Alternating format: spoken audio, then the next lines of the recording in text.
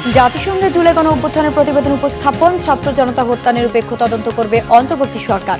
জেনেভায় মানবাধিকার কমিশনে আসিফ নজরুল। সব জিম্মিকে মুক্তি দিয়ে গাজা ছেড়ে যেতে হামাসকে চূড়ান্ত হুঁশিয়ারি মার্কিন প্রেসিডেন্ট ট্রাম্পের।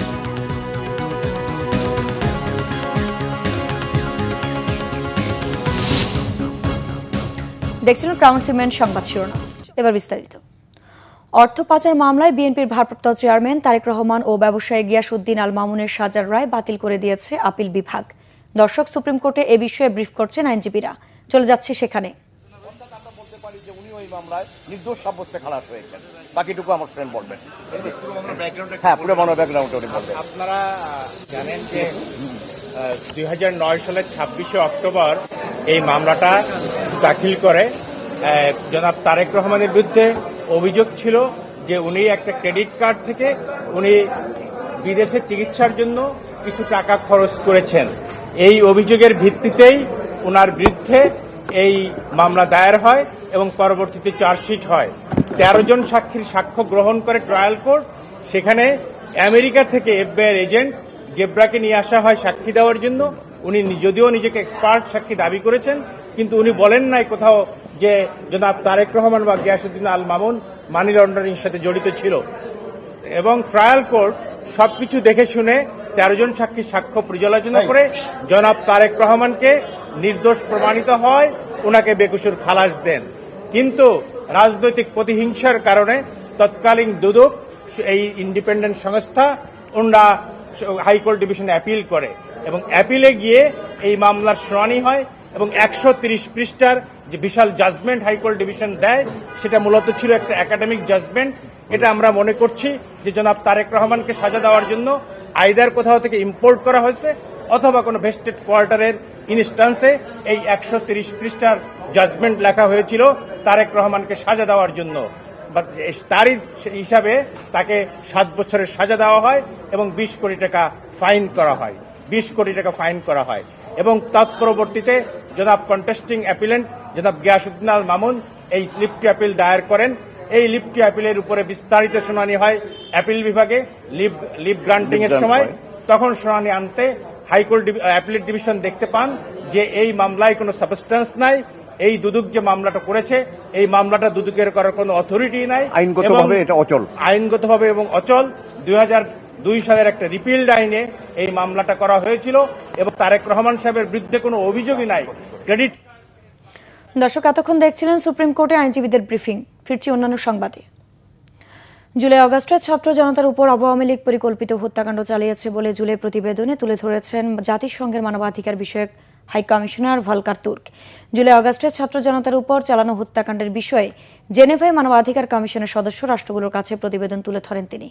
অনুষ্ঠানে অন্তর্বর্তীকালীন সরকারের পক্ষ থেকে আইন উপদেষ্টা আসিফ নজরুল জানান, জুলাই অভ্যুত্থানে ছাত্র জনতা হত্যা নিরপেক্ষ ও স্বাধীন তদন্ত হবে।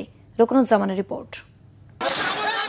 বুধবার সুইজারল্যান্ডের জেনেভায় জাতিসংঘের মানবাধিকার কমিশনের সদস্য রাষ্ট্রগুলোর কাছে জুলাই অভ্যুত্থানের প্রতিবেদন তুলে ধরেন জাতিসংঘের মানবাধিকার কমিশন বিষয়ক হাইকমিশনার ভলকার তুর্ক। প্রতিবেদনে গত বছরের জুলাই আগস্ট মাসে তৎকালীন সরকার পরিকল্পিতভাবে হত্যাকাণ্ড চালায় বলে তুলে ধরা হয়। আওয়ামী লীগ এই হত্যাকাণ্ডের সাথে পরিকল্পিতভাবে জড়িত বলেও নিজের প্রতিবেদনে তুলে ধরেন জাতিসংঘের মানবাধিকার বিষয়ক high commissioner. It's a huge chance for the country at this pivotal time to deal with its past, to overcome its past, to reach a moment of healing and truth-telling, and that includes each and everyone within the society of Bangladesh.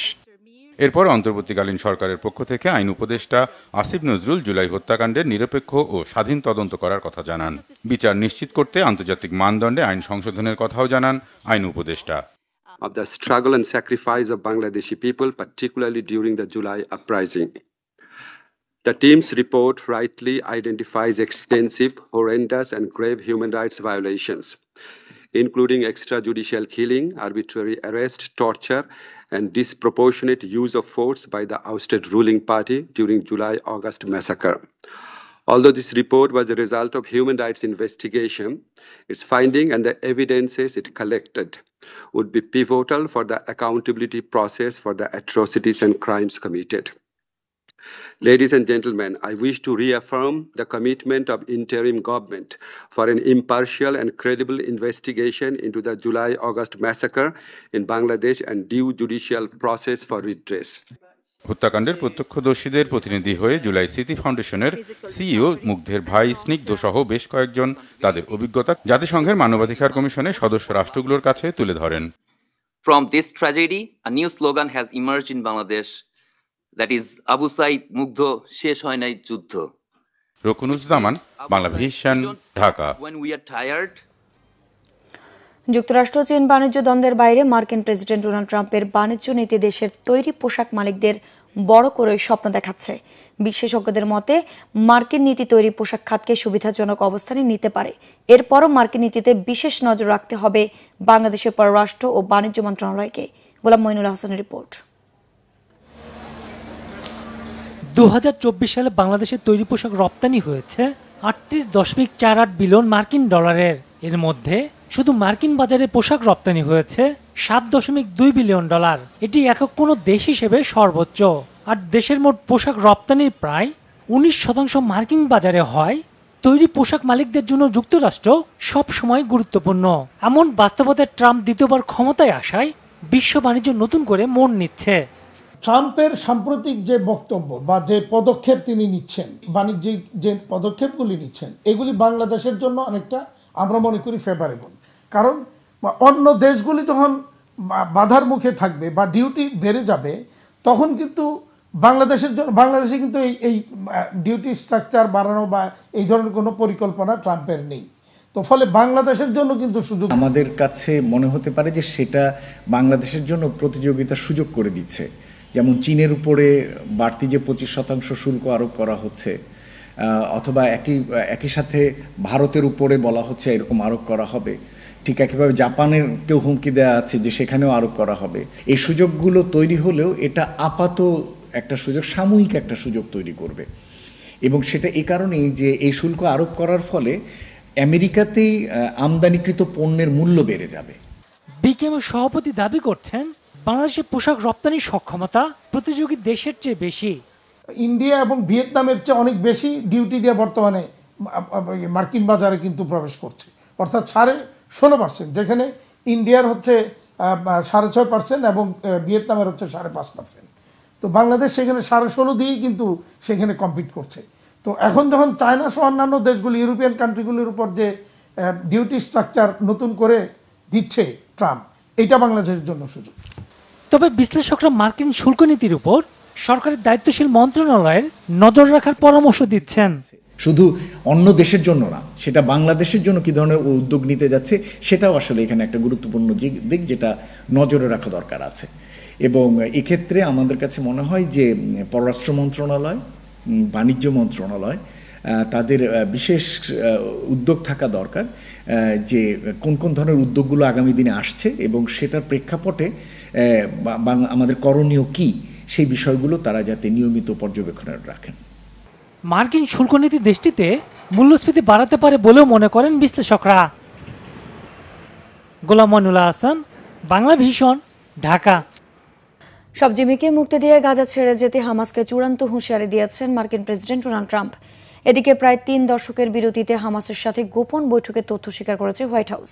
ফিলিস্তিনের স্বাধীনতাকামী সংগঠন হামাসের কবল থেকে মুক্ত 8 জিম্মি 5 March white হাউসে যান। প্রেসিডেন্ট ট্রাম্পের সাথে দেখা করে অভিজ্ঞতা তার প্রত্যাশার কথা জানান। এদিনই ব্যক্তিগত সামাজিক মাধ্যমে হামাসকে চূড়ান্ত হুঁশিয়ারি দেন ট্রাম্প।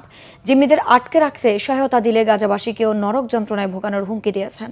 শেষবারের মতো হুঁশিয়ারি বলা হলো গত 10 ফেব্রুয়ারি আরেক দফায় হামাসকে চূড়ান্ত হুঁশিয়ারি দিয়েছিলেন ট্রাম্প। এদিকে চূড়ান্ত হুঁশিয়ারির মধ্যেই হামাসের সাথে যুক্তরাষ্ট্রের মধ্যস্থতা বৈঠকের তথ্য জানিয়েছেন হোয়াইট হাউস মুখপাত্র ক্যারোলিন লিভিট।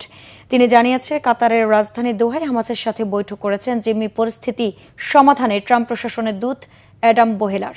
এই বৈঠককে বেআইনি বলেছে ইসরায়েলের প্রধানমন্ত্রী বেনিয়ামিন নেতানিয়াহুর দপ্তর। 1997 সালের হামাসকে সন্ত্রাসী গোষ্ঠী হিসেবে মার্কিন প্রশাসন কালো তালিকাভুক্ত করার পর থেকে যুক্তরাষ্ট্রের সাথে সব ধরনের যোগাযোগ বন্ধ ছিল। বর্তমানে 59 জন জিম্মি হামাসের কবজায় আছে। এদের মধ্যে জীবিত আছেন এক মার্কিনী সহ মাত্র 22 জন। দর্শক ছিল এখনকার মতো, পরের সংবাদ বেলা 11টায়। এছাড়া বাংলা ভিশন সংবাদ ও সংবাদ সংশ্লিষ্ট অনুষ্ঠান দেখতে ভিজিট করুন www.bvnews24.com ও facebook.com/banglavisionnews এবং সাবস্ক্রাইব করুন youtube.com/banglavisionnews। ধন্যবাদ।